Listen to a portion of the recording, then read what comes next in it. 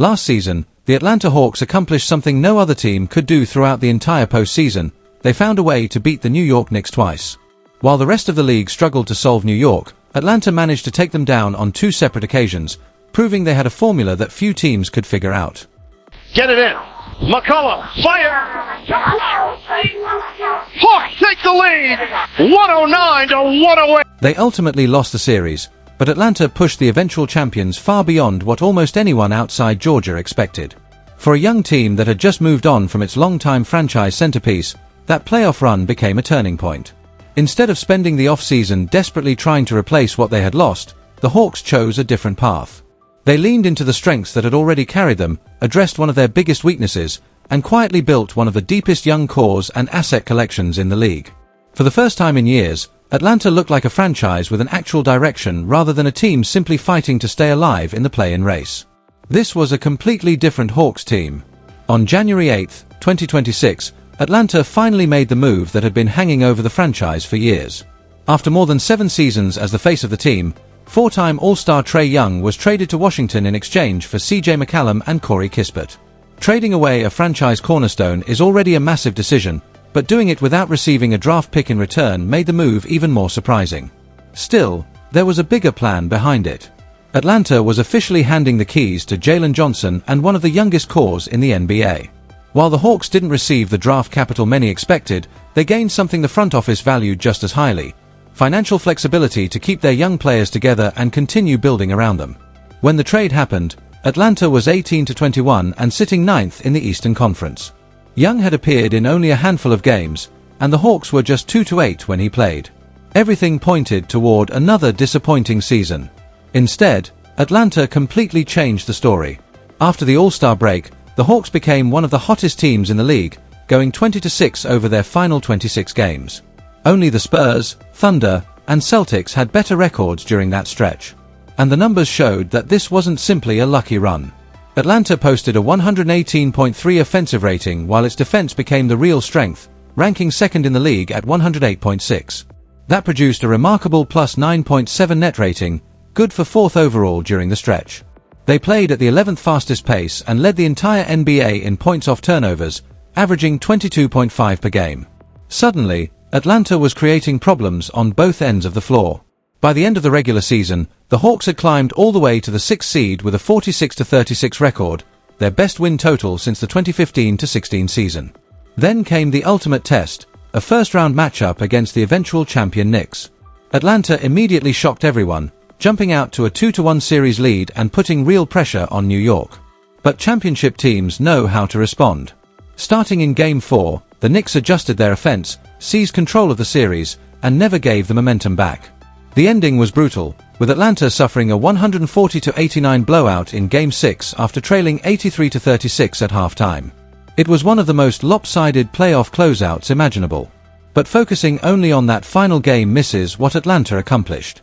Yes, they lost to the eventual champions, but they also became the only team New York faced throughout its entire championship run to beat the Knicks twice.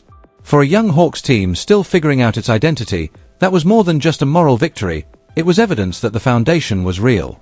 Heading into the offseason, Atlanta appeared positioned to be one of the NBA's most aggressive teams, with 3 draft picks, significant financial flexibility, and plenty of young talent. But rather than immediately chasing a massive blockbuster, the Hawks chose to strengthen what was already working. They extended head coach Quinn Snyder and began building around the identity that had emerged during the second half of the season. CJ McCollum returned on a 1-year deal, while Atlanta added more young talent by bringing in Aaron Wiggins from Oklahoma City and Devin Carter from Sacramento. For a while, it seemed like the Hawks might be finished making moves. Then things got interesting. Atlanta pulled off one of the more unexpected trades of the offseason, acquiring Lou Dort and Ryan Nembhard in a 3-team deal that sent former number 1 overall pick Zachary Rasacha to Dallas. The Hawks also gave up future second-round picks to complete the move. On the surface, this wasn't the kind of blockbuster that would dominate NBA headlines. There was no superstar arriving in Atlanta and no massive shakeup around the league. But when you look at the direction of this team, the reasoning becomes obvious. The Hawks are doubling down on the identity that completely changed their season. Under Quinn Snyder, Atlanta built a defense-first system centered around pressure, forcing turnovers, moving the ball, and immediately turning defensive stops into transition opportunities. Instead of relying on slow half-court possessions, The Hawks wanted to create chaos and punish every mistake their opponents made. And it worked. That's exactly why the addition of Dort makes so much sense. He has developed into one of the league's toughest perimeter defenders, bringing physicality, intensity, and the ability to spend an entire night chasing an opponent's best scorer. Atlanta already had Dyson Daniels, one of the NBA's most disruptive young defenders, along with Nickeil Alexander-Walker and Aaron Wiggins. Now add Dort to that group, and suddenly the Hawks have one of the deepest collections of perimeter defenders in the league. Daniels can pressure the ball and attack passing lanes, Alexander-Walker provides length and versatility, while Dort brings the strength to handle bigger wings and elite scorers. That gives Snyder a ton of defensive combinations to work with. Against dangerous guards and wings, Atlanta can put multiple elite defenders on the floor and make every possession incredibly difficult. And that's the key to this entire off-season. The Hawks aren't trying to completely reinvent themselves, they're making the formula that already worked even more dangerous. They want to pressure the ball, force turnovers, run in transition, and overwhelm opponents with waves of defensive talent. Atlanta may not have made the loudest moves of the summer, but they may have made some of the smartest ones.